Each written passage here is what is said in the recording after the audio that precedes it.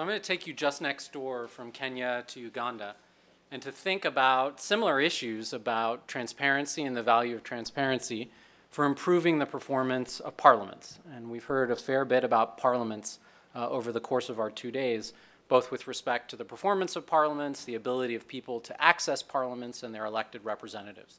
And for this project in Uganda, there were really two distinct motivations. First, a sense, as Dan referred to earlier, that democratization, which really took place in Africa over the course of the 1990s, raised people's expectations dramatically about what government would be capable of delivering with respect to meeting their basic human needs. But a lot of those expectations have really been dashed. In fact, when you look at public opinion surveys of support for democracy as an institution over time in Africa, they've really waned in the decade or so after these transitions in the 1990s.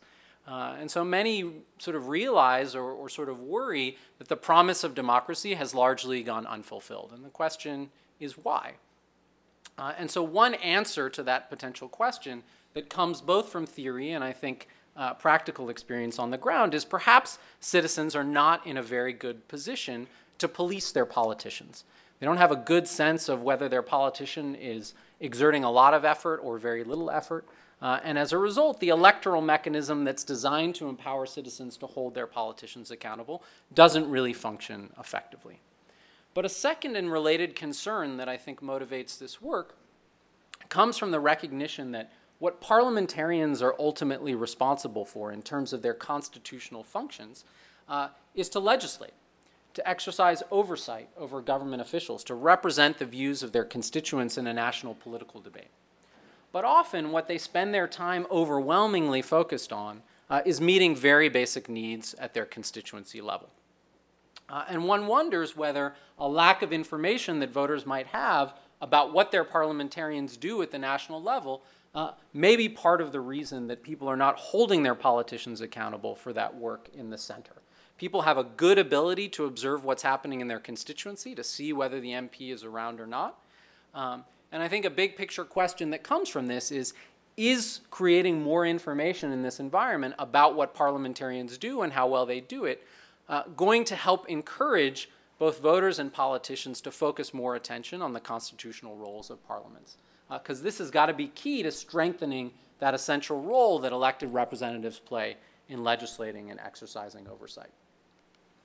So to address this motivation, I was involved with my colleague McCartan Humphreys at Columbia in a 5-year project with civil society organizations in Uganda to create something very low tech. There's no SMS, no cell phones involved in this, simply an information intervention called Uganda's Parliamentary Scorecard. And this is the scorecard for an MP called Tinda Manyire. And as you can see in this picture, I just want to point out the various elements that we have on the scorecard. You have some basic information about the MP in the upper left-hand corner. In the upper right-hand corner, you have the grades, right? So this is like the report card that your kid brings home from school, okay? Performance in plenary sessions of Parliament, performance in committee sessions of Parliament, performance in their constituency work. MPs get an overall grade. They also get ranked, percentile ranking, relative to the performance of the average MP, an MP in their own party, and an MP in their opposition party. You go down one level to the actual components of those aggregate metrics. And there's some very basic and quantifiable things that make up these metrics. For the plenary, it's participation in plenary sessions, attendance in plenary sessions, the degree to which the things that MPs are saying in Parliament influence others to contribute to a debate that they raise. For committee, we measure things like attendance and participation in committee sessions. And then we did a bunch of survey work in constituencies to measure the extent to which the parliamentarian was active in the constituency, participating in constituency level meetings, accessible to constituency members, having an office, an assistant, things like this. There are also sort of metrics that weren't graded, but that provide additional information to constituents about how their MPs perform. We record how the MP does with respect to position taking vis-a-vis the government. Are they exercising and voicing opinions that are pro-government or anti-government? We record the areas of focus and the issues that they raise in parliamentary debate. We give the MPs an opportunity to report to their constituents about how they spent something called the Constituency Development Fund.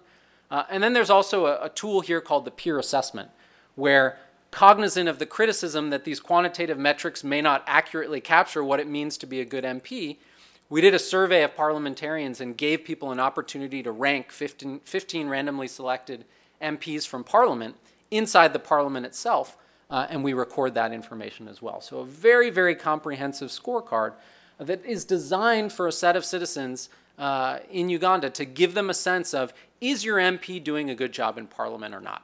Once you've sent them away, you saw them in the election, you're not going to see them for quite some time. How can you have a good sense of whether they're doing a good job with respect to their constitutional functions or not? How does this information get disseminated? How do voters learn about it? Well, first, it dominates the media headlines when this scorecard comes out. As you can imagine, the grades create a bit of a beauty contest. Who are the best performing MPs? Who are the worst performing MPs? And this gets picked up also by local radio around the country. But we also built into this design, because we were cognizant of the need to see whether this information provision actually changes both the attitudes of voters and the behavior of politicians, to build in an experimental evaluation into the scorecard. And so what we did was we took the 300 constituencies in Uganda and we divided them into a treatment group and a control group. And in the treatment group, we disseminated this scorecard to voters in a very, very intensive way, holding very large workshops, plastering the constituencies with information over the course of 5 years as this scorecard was rolled out.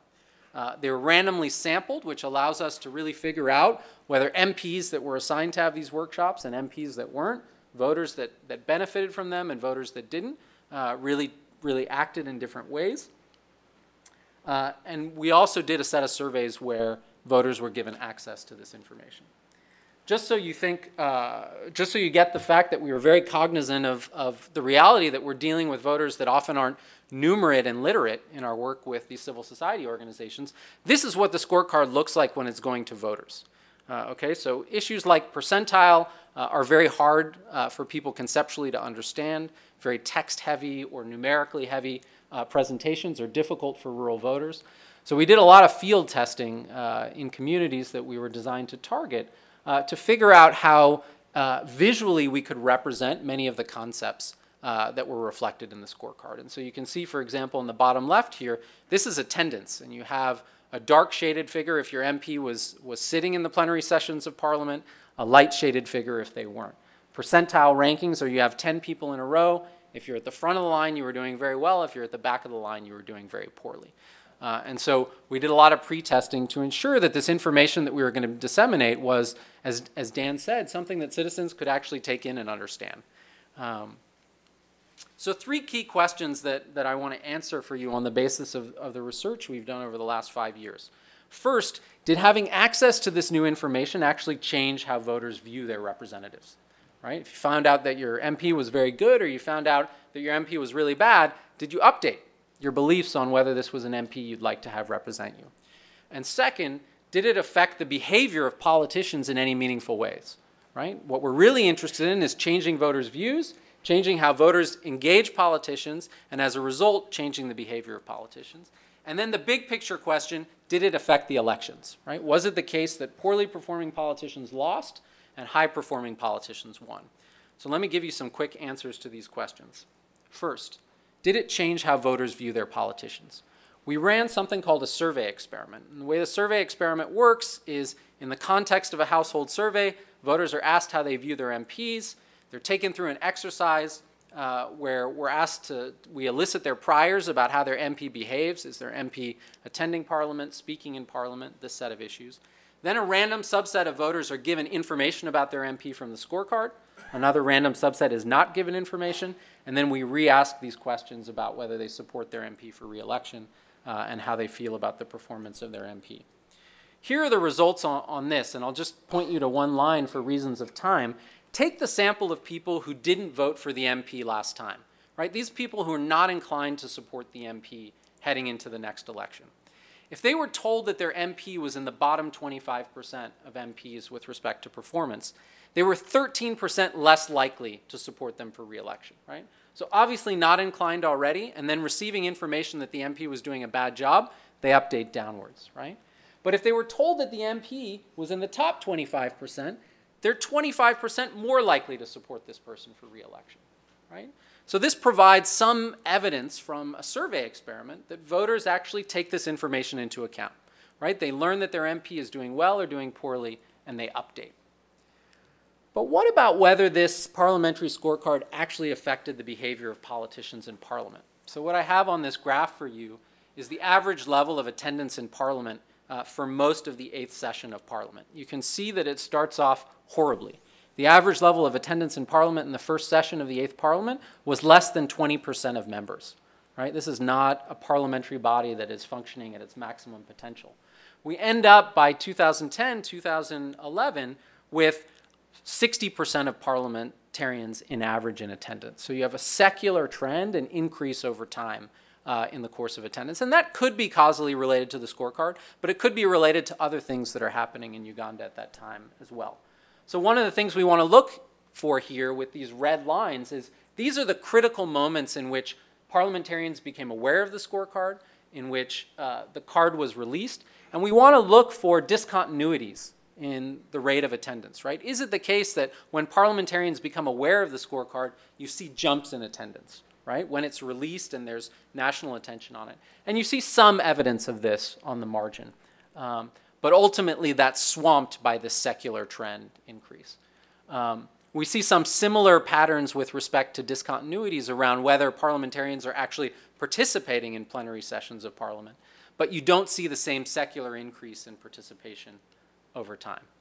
But the big picture question is ultimately in a 5-year intervention, multi-million dollars, rolled out to large parts of the country, did it actually affect electoral outcomes? Was it the case that with this new information, poorly performing politicians were more likely to lose their re-election races? And a couple pictures to show you on this front. This is just the re-election rate by the grade that a parliamentarian received for their performance in plenary sessions of Parliament.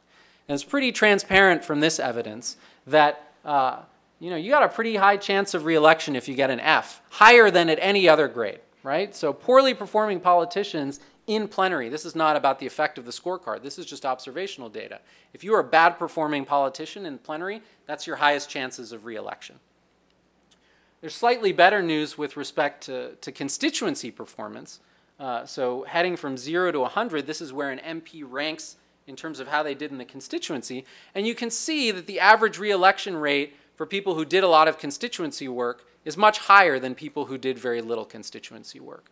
But it doesn't appear to be the case that the scorecard was associated with this effect, in the sense of we look to see whether people who had very similar scores on constituency, right? Some people get 49%, some people get 51%, but they get different grades as a result of being on either side of that margin.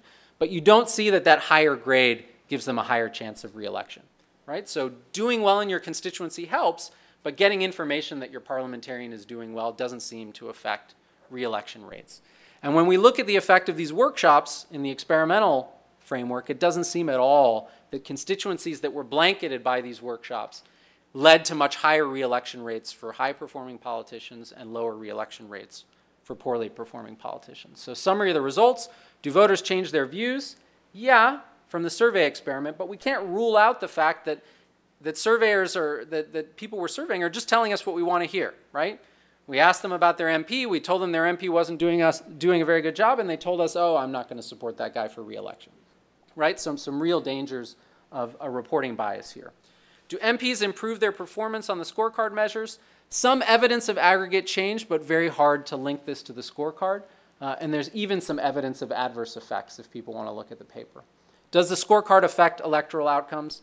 Can't find any evidence of this at all. So where do I want to leave you that's relevant to, I think, what we've been doing over the last 2 days? Sort of what happened in this intervention? Why are we finding that something where people had incredibly strong priors, that giving people the kind of information that they need to hold their politicians accountable would matter, and it didn't seem to matter? And there are a couple possible explanations, both on the voter side and related to the political system. The one I want to highlight on the voter side, and it's one that Dan mentioned, is voters simply didn't care about the information that was contained in the scorecard, right? The thing that voters most care about, right, often in the Ugandan context, is the private transfers that MPs provide to them.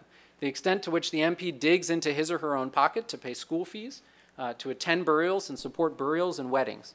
And so while there was a desire here to get citizens focused on what was happening at the national level, it was never going to be consequential on the margins because people were going to hold MPs accountable for what they did in the constituency. Voters tell us that this is not the case, but they surely act as if this is the case in terms of the extent to which they incorporate this information. There are also a whole set of explanations that relate to the characteristics of the political system, how competitive the political system is, how much MPs are attuned to their parties rather than to voters. But the one I want to focus your attention on today is the extent to which information that you introduce into a system is ultimately counteracted and manipulated, right?